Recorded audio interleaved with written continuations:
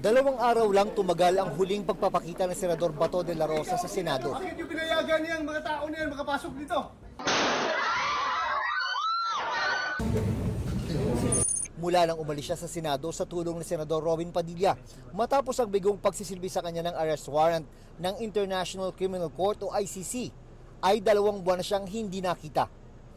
Kaya biglang kalat online nang lumutang ang ilang impormasyon na naaresto umano siya. Kabilang ang post pa ng eroplanong magdadala umano sa kanya sa The Hague sa the Netherlands. Lalo na nag-post ang kaalyadong si Attorney Jimmy Bondoc tungkol sa di niya tinukoy na bad news na binura rin niya kinalaunan. Nag-post din ang kaalyadong si Attorney Harry Roque na may nanghudas kay Bato. Diretsahan niyan itinanggi ni Department of Interior and Local Government Secretary John Vic Rimulya. Hindi po totoo yan.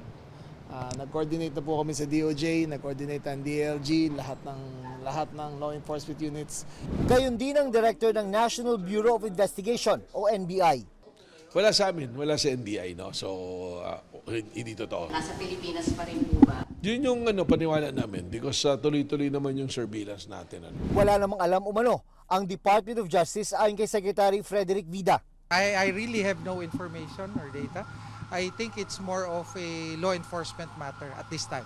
Kinwestiyon naman ng Malacanang ang timing ng post ni Bondoc at Roque na sabay umano itiniming para umano matabunan ang mga naisiwalat ng COA tungkol sa confidential funds si Vice President Sara Duterte. Kita umano ang motibo sa tinawag niyang diversionary tactic ng mga kaalyado ng bise. Sabi ng Department of Interior and Local Government, tuloy-tuloy pa rin ang paghahanap kay Senador Bato de la Rosa.